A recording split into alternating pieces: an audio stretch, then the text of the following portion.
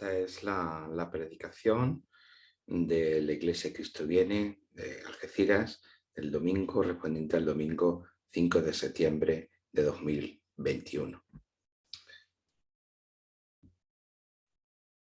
Hoy nos toca el Salmo 71. Con este salmo terminamos nuestra serie del verano que hemos estado realizando sobre el libro de los Salmos.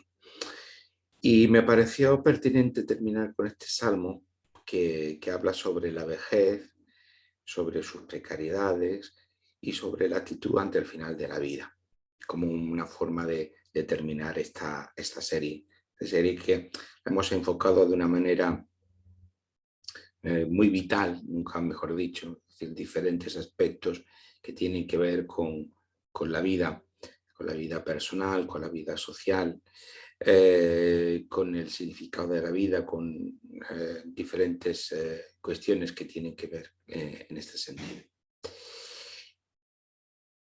La vejez y la muerte se han convertido en nuestra sociedad en dos tabúes, es decir, en dos realidades que causan perplejidad, incomprensión, temor, que no se quieren enfrentar cara a cara, sino que, bueno, pues se obvian, como si por el hecho de no mencionarse o no de enfrentarse, no fueran a tenerse que enfrentar. Eh, y ya se han llegado a convertir en tabúes de forma y manera que incluso, pues, como contrapartida, pues se persigue a veces de una manera obsesiva tanto la salud como la juventud. Y esto nos resulta extraño que ocurra en nuestra sociedad, ya que la mayor parte de las personas está socializada a partir, como hemos dicho en otras ocasiones, de fuentes de sentido precarias y débiles. Es decir, que no son trascendentes, sino que son horizontes de sentido que empiezan y terminan con nosotros mismos, con lo que somos capaces de realizar o con lo que somos capaces de vivir según la realidad en la que estamos. Pero por eso mismo, con estas dos áreas del final de la vida, como son la vejez y la muerte,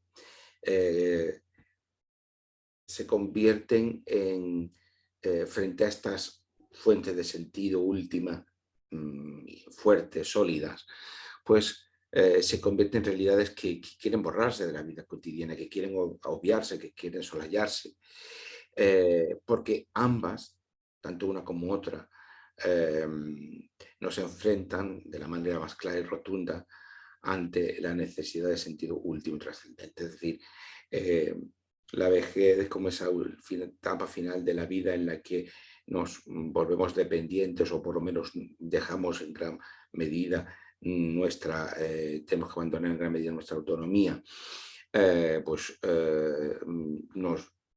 nos arroja una realidad en la que ya no podemos construir por nuestras propias fuerzas si no tenemos una fuente de sentido fuerte, se convierte en una etapa de la vida muy perturbadora. Y por otro lado, la muerte, pues evidentemente con la realidad de la muerte, como esa antesala del final ya, que cuando la muerte nos mira cara a cara, pues volvemos otra vez a lo mismo. Si no tenemos fuentes de sentido última que den un sentido, un valor a la vida, pero también a la propia muerte, pues evidentemente se convierten en esos tabúes que no queremos afrontar, de los que no queremos hablar, que más vale pues dejarlos a un lado y que cuando llegue, llegará. El protagonista, el salmista de este salmo, en el que tratamos hoy, es el de un anciano. Y claro, el anciano o persona muy mayor, en un contexto bíblico, pues en los salmos nos dicen que estarían entre una persona que está entre los 70 y los 80 años, ¿no? La expectativa más eh, larga para la época sería pues es la de los 80, y eso solo para el caso de unos poquísimos, porque la expectativa de vida en estas sociedades era muchísimo más corta. Que el salmista sea alguien que está en su vejez, lo vemos en los versículos 9 y 18. Después los leeremos, pero de momento solamente hacemos referencia a ellos. Ese salmo, por tanto, nos va a servir para reflexionar sobre la vejez y la actitud que tenemos ante ella, que en realidad no es otra cosa que reflexionar sobre el sentido de la vida y sobre cómo vivimos, sobre cómo la vivimos. En primer lugar, destacar los tres elementos que caracterizan la espiritualidad de este salmista anciano o mayor, y que son las propias de las que caracterizan la propia espiritualidad de los salmos. Son tres características fundamentales: la fe que confía, como decimos siempre, la justicia de Dios y la esperanza. En el Salmo la fe que confía se muestra desde el principio y lo recorre hasta el final. El versículo 1 comienza y abre el Salmo de la siguiente manera. En la versión de la palabra dice: Señor, en ti confío, que no quede jamás defraudado. O dice la Reina Valera: en ti, Señor, me he refugiado, no sea yo avergonzado jamás. Esta expresión de fe y de confianza en el Señor, lo que va a caracterizar todo el Salmo, lo que caracteriza la espiritualidad de esta persona mayor, del salmista, que ya está en los últimos días de su vida. La base de la vida creyente, no importa la edad, no importa las circunstancias, es siempre esta fe que confía, que es capaz de entregarse a Dios en todo momento. El salmista es consciente que en su vejez las fuerzas faltan y las precariedades aumentan. Como siempre, la Biblia es muy realista, no transmite imágenes idealizadas de ninguna realidad humana, y en este caso tampoco.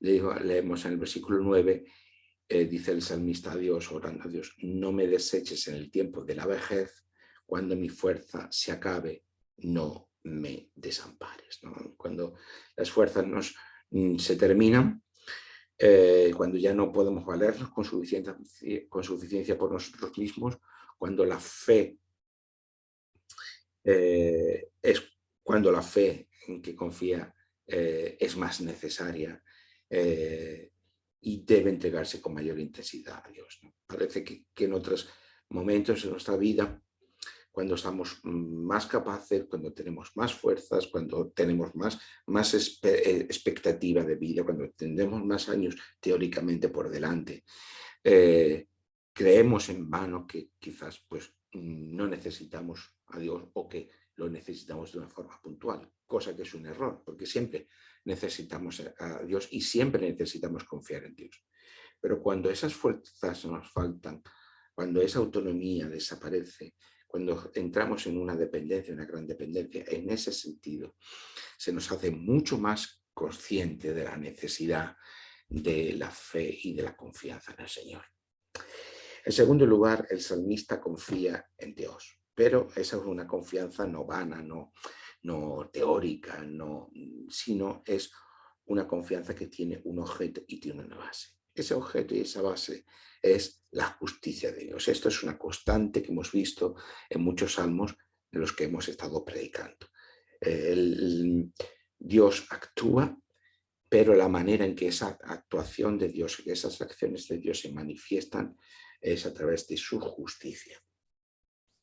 La justicia de Dios en la Biblia no es un atributo abstracto, ni es una acción teórica, sino que tiene una realidad muy concreta, como la que hemos venido anunciando y explicando en todas estas semanas. En el Salmo lo tenemos en los versículos 2 y 4, en el que el salmista ruega de la siguiente manera. Dice a Dios: socórreme y líbrame en tu justicia, inclina tu oído y sálvame. sé para mí una roca de refugio a donde recurra yo continuamente. Tú has dado mandamiento para salvarme, porque tú eres mi roca y mi fortaleza. Dios mío, líbrame de manos del impío, de manos del perverso y del violento.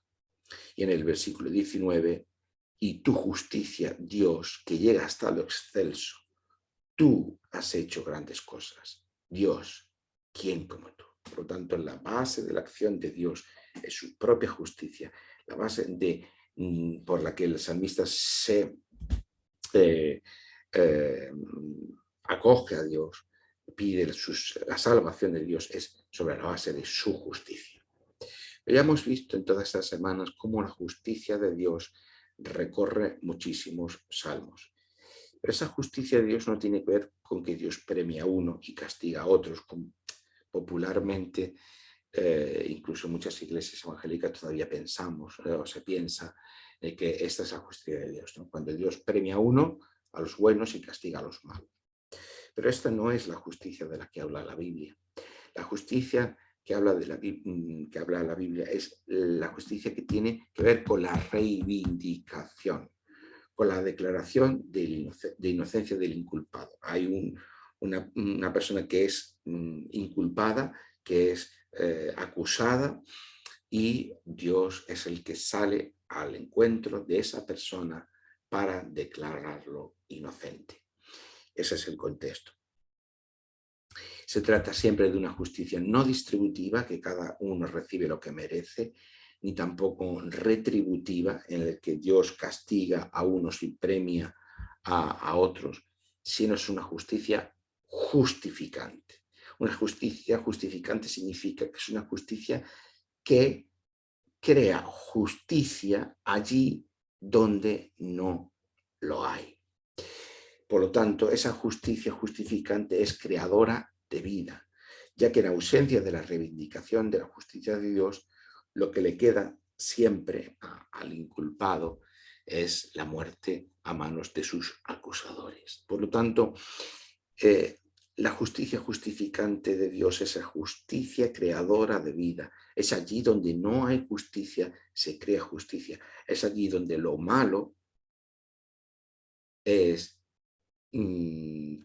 declarado como bueno. En definitiva, la justicia de Dios son aquellas acciones de Dios que que están destinadas a contrarrestar el mal presente en el mundo y, en última instancia, en el tiempo final, a acabar con el mal. En un proceso de transformación de lo malo en bueno. Por eso, ese contexto judicial sirve también para hablarnos de la relación entre Dios y el ser humano. Porque en relación con Dios, al ser humano le cabe la plenitud de vida, pero en ausencia de Dios al ser humano solo le resta la muerte definitiva. Porque es el ser humano que se autoabandona a sí mismo y que por lo tanto pierde su referencialidad con Dios por medio de la fe, por gracia por medio de la fe, y por lo tanto solo le queda esa muerte definitiva. Delante de Dios no hay ser humano que se pueda calificar como bueno en sí mismo, por su capacidad, por su naturaleza, por sus logros, por su propia reivindicación. Por eso, por medio de Cristo, delante de Dios, somos declarados justos, aunque no lo seamos en nosotros mismos, y en el tiempo final, el tiempo escatológico, seremos transformados definitivamente. Nuestro mal será transformado definitivamente en bien. Por último, la espiritualidad de los salmos está construida sobre la base de la esperanza, como la vemos en el versículo 5, porque tú, Señor Dios, eres mi esperanza, seguridad mía desde mi juventud. En el versículo 14, mas yo esperaré siempre. Por lo tanto, fe, justicia de Dios y esperanza son los tres elementos de la espiritualidad de este salmista, pero que también es característica de todos los salmos. La espiritualidad bíblica no es una espiritualidad basada en emociones o cerrada en el mundo interior de la subjetividad del creyente, como hoy en día se vive principalmente, sino en la realidad externa de la justicia de Dios. Pero también la realidad cierta y futura de la esperanza de Dios. Dios ha actuado en el pasado, actúa en el presente y actuará en el futuro. Y eso permite que podamos enfrentar cualesquiera que sean las circunstancias por las que tengamos que pasar. Dios no es un Dios ausente, no es un Dios olvidadizo, no es un Dios infiel, no es un Dios que abandone su creación. Sino todo lo contrario, es un Dios actuante, un Dios que actúa en el pasado, que actúa en el presente y que actuará en el futuro. Es cierto que gran parte de esa actuación de Dios, y lo vemos siempre en la Biblia, pasa necesariamente por lo humano. Esto es muy interesante. Pasa necesariamente por lo humano. Muchas veces Dios se acomoda, diríamos, entre comillas, a la propia discurrir de la historia humana, las propias precariedades del humano para ir redirigiéndolo. De tal manera que Dios, en la persona de su Hijo, se encarnó y desde ese punto se ha identificado con lo humano. Pero Dios es Dios actuante. Por lo tanto, esa realidad de las acciones de Dios es la que nos permite tener afrontar las circunstancias cualesquiera que sean, también las de la debilidad, la dependencia y la precariedad del tiempo de la vejez. Algo que es también de señalar en esta espiritualidad del salmista anciano es que su recuerdo del pasado no es el recuerdo de la nostalgia de un pasado siempre mejor, que cuando recordamos el pasado normalmente lo recordamos con nostalgia cuando creemos que aquel pasado fue mejor, pero es porque nuestra memoria, nuestra mente selectiva nos engaña, pero en realidad probablemente visto desde el punto de vista del presente de cada pasado, no tendría esa cualidad de mejor como muchas veces pensamos. Habrá cosas positivas y negativas en cada momento de la historia, en cada circunstancia, pero no es que haya un pasado mejor en términos absolutos. Pues bien, cuando el salmista recuerda su vida, no lo recuerda con nostalgia, sino que todo acto de recuerdo que encontramos en el Salmo le lleva a una actitud, ¿no?, de, ay, cuando yo era joven, qué bien iba toda la vida, que todo era bueno, qué bien era mi vida, qué bien estaba yo, no tenía ausencia, no tenía enfermedad, no tenía dependencia. No es esto, sino que cuando el salmista mira en el recorrido de lo que ha sido su vida, eso es lo que le inspira, lo que le ilumina, lo que le suscita es ser un motivo de alabanza y de confianza en el Señor. Lo vemos en el versículo 5 al 8. Porque tú, Señor Dios, eres mi esperanza, seguridad mía desde mi juventud. En ti he sido sustentado desde el vientre, del vientre de mi madre, tú fuiste el que me sacó. Para ti será siempre mi alabanza. Como prodigio he sido muchos y tú mi refugio fuerte. Sea llena mi boca de tu alabanza, de tu gloria todo el día. ¿Veis que en este acto de recuerdo, a la luz de la fe y de la esperanza, el recuerdo de lo que ha sido su vida pasada, se torna en reconocimiento del que el Señor ha estado acompañado en todos los momentos de su vida? Incluso desde el punto de vista del momento de la concepción o de la gestación, diríamos, hasta o del mismo momento del parto. La imagen aquí se nos transmite de Dios es como actuando como una comadrona asistiendo al parto, ¿no? Desde ese momento, como si Dios hubiera estado ahí asistiendo al parto del propio salmista, y él mira su vida hacia atrás desde su juventud y ver que incluso llevándose hacia atrás, en una actitud casi regresiva de su memoria, de su pensamiento, a lo más profundo de su vida, reconoce que Dios siempre ha estado con él, siempre ha estado ahí. Y eso es característico de una vida que está de una vida, al final de nuestra vida, de una vejez o de una situación de dependencia en la que estamos, mirada desde el punto de vista de la fe y de la esperanza. Es decir, el reconocimiento de que Dios ha estado acompañándonos en cada uno de los momentos de nuestra vida. Y por lo tanto, no hay lugar tampoco para la nostalgia o para el pensar que las cosas antes eran mejor, sino hay lugar para alabar y honrar y glorificar a Dios, porque reconocemos que en cualquiera que hayan sido circunstancias que nos han acompañado a lo largo de nuestra vida, Dios ha estado con nosotros. Por lo tanto, el resultado es una actitud de alabanza continua al Señor. Y lo veríamos en el versículo 14, que la esperanza y la alabanza van unidas. Dice más, yo esperaré siempre y te alabaré más y más. Tanto el pasado como el pasado visto con fe y el futuro visto con esperanza, llevan al salmista a alabar a Dios, porque reconoce que en el pasado Dios estuvo, pero también cree que en el futuro también Dios estará. Este recuerdo esperanzado del pasado nos lleva también a construir nuestro propio presente, como en el versículo 17. Me enseñaste, Dios, desde mi juventud y hasta ahora he manifestado tus maravillas. Vuelve otra vez a echar la vista hacia atrás, ha visto cómo su vida ha sido una vida en la que no solamente Dios ha estado presente, sino que Dios ha estado instruyéndole, que Dios ha estado enseñándonos. Muchas veces decimos que la vida creyente es la vida de la escuela de la fe.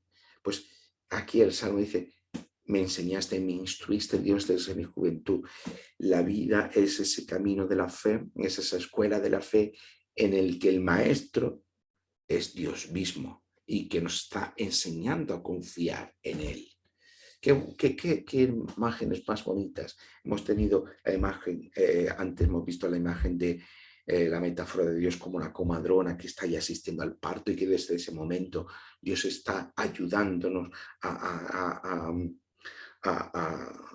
nacer y nos está ahí cuidando desde el primer momento. Y esta otra imagen de Dios como ese maestro que nos instruye a lo largo de toda nuestra vida, que nos enseña a lo largo de toda nuestra vida a confiar en Él, a esperar en Él. Pues desde mi juventud, dice el salmista, que me has enseñado, Dios, hasta ahora he manifestado tus maravillas. El reconocimiento de Dios, la fe en Dios, la esperanza en Dios, hace que el presente, aunque seamos mayores, aunque tenemos una situación de dependencia, se convierta en algo significativo. No solamente esperamos en el futuro lo mejor de Dios, nuevos cielos y nueva tierra bajo su reinado, sino también nuestro presente se convierte en un valor. Aunque tengamos circunstancias difíciles de enfermedad, de dependencia o de falta de fuerzas. En la sociedad de la producción del consumo, como en la que vivimos, la jubilación representa esa parte no productiva de la vida. Y ahora hay ese debate que querer retrasar cuanto más la jubilación mejor, por razones económicas, porque las expectativas de vida son más largas y porque las condiciones de salud son mejores a más edad. Eso significa que podemos ser productivos más tiempo. Y esta es la cuestión. Se nos mide por nuestra productividad. La jubilación se convierte en esa parte de la vida en la que uno ya deja de ser productivo, que por tanto ya no es útil porque no produce. Cuanto mayor edad tenemos, mayor se acentúa esto. Pero mientras pueda mantener, tengamos una jubilación temprana, pero podemos mantener espacio de ocio, de consumo, aún se nos considera que tenemos un cierto valor. Sin embargo, el anciano que no produce ya y tampoco puede consumir, eh, salvo en el ámbito sanitario, se le arrebata cualquier horizonte vital, ¿no? Esta sociedad en la que consumo y producción rigen, pues cuando ya llegamos a ese punto que ni uno ni el otro constituyen horizontes vitales, pues ¿y ahora qué pasa? ¿Y ahora dónde estamos? En esa ausencia de fuentes de sentido profundo, como decíamos antes. De ahí emerge la oscura sombra de la aceptación social de la eutanasia, que tiene mucho que decir y no quiero trivializar sobre ese tema, pero que en cierto modo es una variable también esta la de tener en cuenta, ¿no? En la de hay que romper con esa lógica productivista, economicista, utilitarista. Los seres humanos tenemos un valor más allá de lo que hacemos. Y por lo tanto, en ese sentido, este salmo sí que nos devuelve a la persona mayor a un lugar en el mundo. Vamos a verlo a continuación. En contraposición con ello, la imagen que nos transmite, la importancia y la relevancia de la ancianidad del salmista es completamente diferente. Evidentemente no estamos en una sociedad de productividad ni de consumo en la que refleja el salmo. El anciano aquí cumple una función y sí tiene una relevancia en la comunidad en la que vive. Y esto es importante.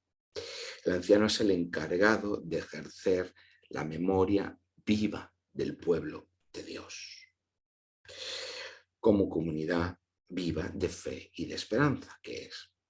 Lo encontramos en los versículos 15 y 16. Mi boca publicará tu justicia y tus hechos de salvación todo el día. Aunque no sé su número, volveré a los hechos poderosos del Señor Dios.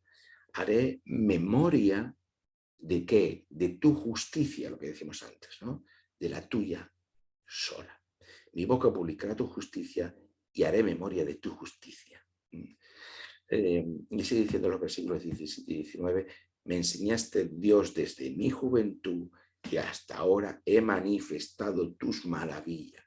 Aún en la vejez y las canas, Dios, no me desampares hasta que anuncie tu poder a la posteridad, tu potencia a todos los que han de venir y tu justicia nuevamente, Dios, que llega hasta los celsos.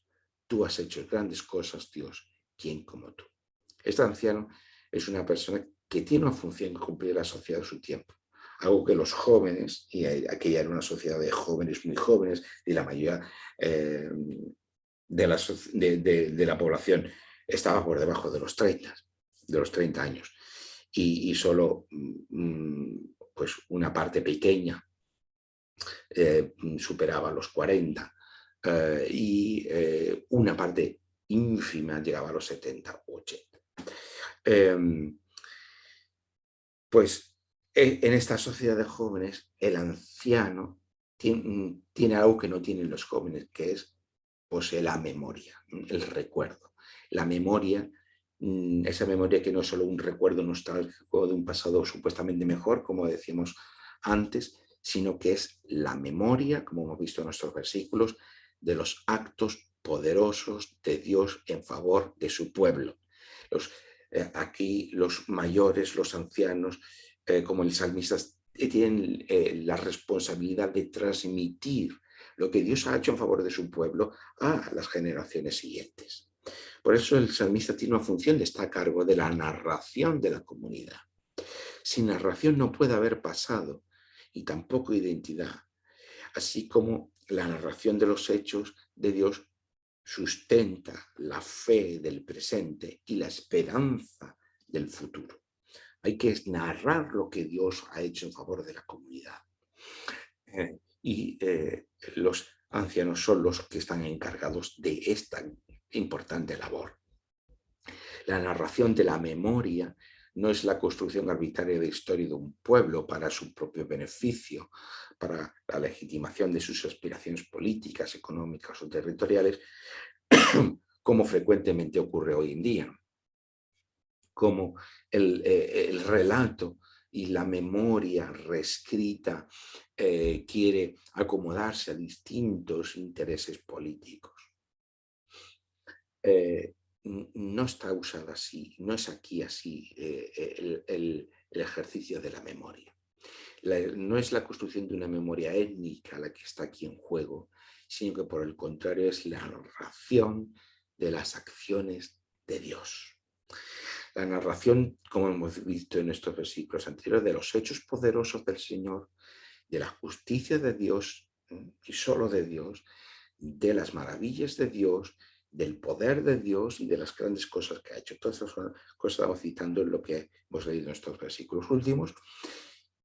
Y con todo ello, haciendo eso, el anciano, aún siendo viejo, no está apartado, no está abandonado porque haya dejado de ser productivo o útil, sino que cumple una vocación dada por Dios y una función dentro de esa comunidad de vida que es el pueblo de Dios.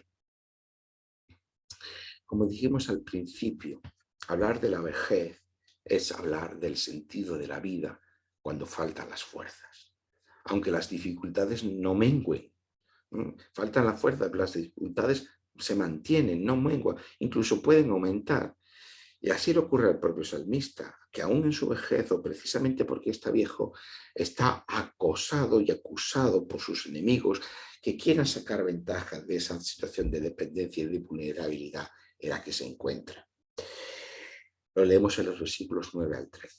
Dice el salmista a Dios: no me deseches en el tiempo de la vejez, cuando mi fuerza se acabe, no me desampares, porque mis enemigos hablan de mí y los que acechan mi alma se consultan entre sí diciendo: Dios lo ha desamparado, perseguidlo y tomadlo, porque no hay quien lo libre.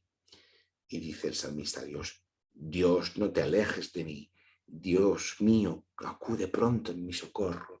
Sean avergonzados, perezcan los adversarios de mi alma, sean cubiertos de vergüenza y de confusión los que buscan mi mal. Y esto le está ocurriendo en el tiempo de la vejez. No tiene una vejez plácida, una vejez tranquila, una vejez apacible, sino que sus adversarios están tomando esta situación de debilidad para poder acusar y para poder acosar al salmista. La respuesta del salmista es nuevamente la fe que confía. ¿En qué? En la justicia de Dios. Volvemos a recuperar todo lo que hemos dicho las semanas anteriores sobre la justicia de Dios como esa reivindicación de Dios, ¿no? Y la alabanza que motiva al salmista esta esperanza de esperar en la justicia de Dios. Los versículos 20 y 24. Tú que me has hecho ver muchas angustias y males a lo largo de mi vida. Ahora, al final de mi vida, volverás a darme vida y de nuevo me levantarás desde los abismos de la tierra. Puede estar en una situación de dependencia, una situación de enfermedad, no sabemos lo que estaba en ese momento, que está considerándose casi muerto, casi a las puertas de la muerte. Y aún ahí el salmista está esperando que Dios le va a dar nuevamente vida y que le va a volver a permitir a recuperarse. Aumentarás mi grandeza y volverás a consolarme. Asimismo, yo te alabaré. Otra vez, visto su propia situación a la luz de la confianza y la fe en el Señor, yo te alabaré con instrumento de salterio. Surge la alabanza a Dios nuevamente. ¿Veis? Ni en la situación del pasado, el recuerdo del pasado le lleva a un pasado nostálgico, sino al reconocimiento de lo que Dios ha hecho en su vida y por lo tanto a la alabanza. Como las dificultades del presente las interpreta como desaliento, desamparo, desesperanza, sino a la luz de la justicia de Dios se ve que espera ser reivindicado, incluso que su propia situación de enfermedad o dependencia va a ser revertida y por lo tanto el resultado es alabanza y adoración a Dios. Asimismo, yo te alabaré con instrumentos de salterio. Dios mío, tu lealtad cantaré a ti en el arpa. Como ha hecho toda su vida, como decía anteriormente el salmista, Santo de Israel. Mis labios se alegrarán cuando cante para ti y mi alma la cual redimiste. Mi lengua hablará también de tu justicia todo el día, por cuando han sido avergonzados, porque han sido confundidos los que procuran mi mal. Finalmente, todo lo que hemos considerado esta mañana nos ha servido para comprender la vejez o la ancianidad a una luz diferente de la que la sociedad de la producción y el consumo tiene asignado para este periodo de la vida. La persona mayor tiene, en primer lugar, una espiritualidad que cultivar. La espiritualidad de la fe que confía en la justicia y la esperanza del Señor. No lo olvidemos. Seamos mayores, estemos pasando por circunstancias de enfermedad o dificultad. La espiritualidad, la relación con el Señor, no termina.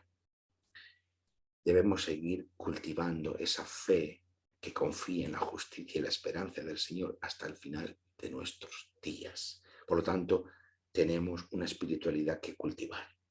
Pero también el salmista, la persona mayor, tiene una vocación y una función que cumplir, la de ser memoria viva de la comunidad de fe a la que pertenece. Es cierto que el salmista vivía en una sociedad oral y por lo tanto esa memoria viva era fundamental. La Biblia se va escribiendo poco a poco de una forma progresiva y por lo tanto esa memoria oral al final va siendo sustituida por esa memoria escrita que representa el testimonio de la escritura. Esto es cierto también. Parte de nosotros es una sociedad que ya no es una sociedad en absoluto oral, todo lo contrario, pero las personas mayores dentro de las comunidades de fe en las que vivimos también tienen una función, que es mantener viva la memoria de esa comunidad y que probablemente es así, que no esté escrita y que probablemente esa memoria solamente les cabe a ellos, les pertenece a ellos.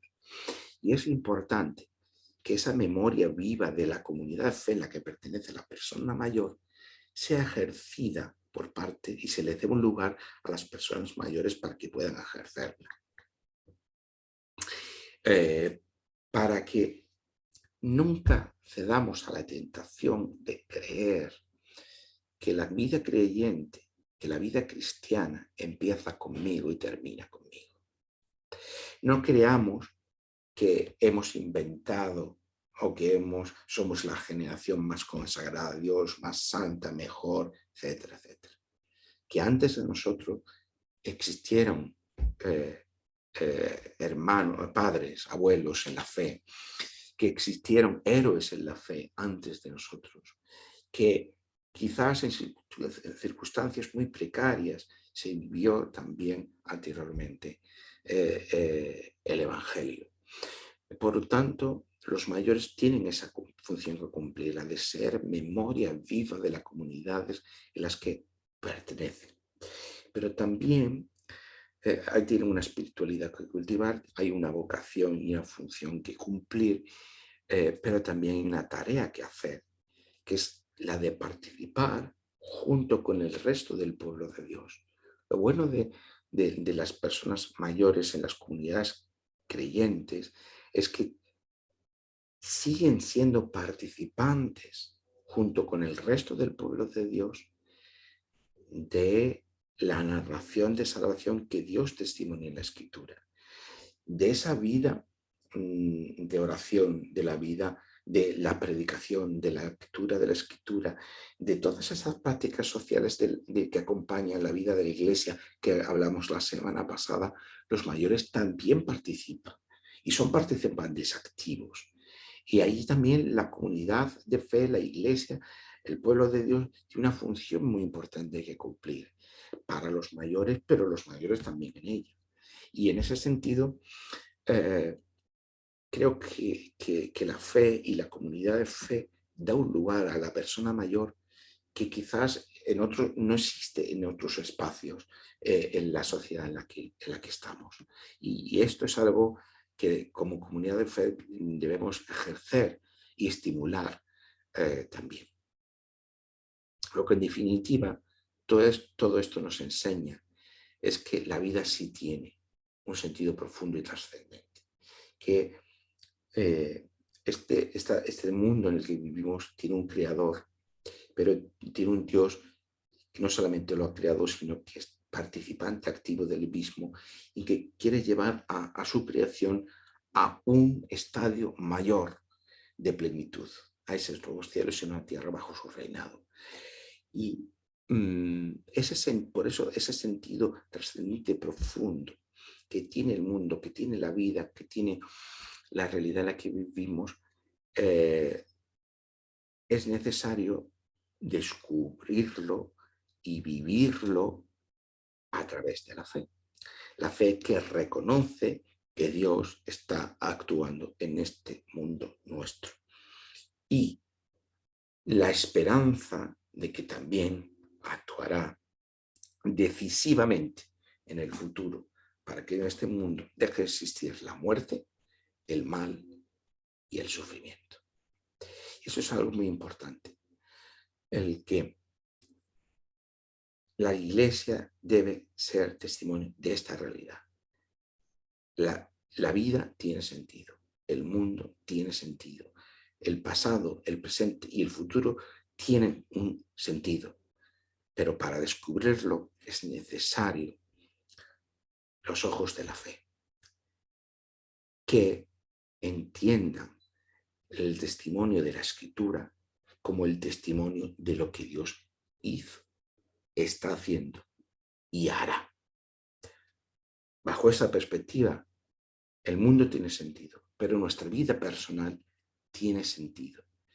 Y allí, cuando nuestra vida deja de ser productiva en términos económicos o personales, cuando allí parece que ya está todo hecho, nuestra vida sigue teniendo un valor, porque es la vida que está definida acorde con la justicia de Dios.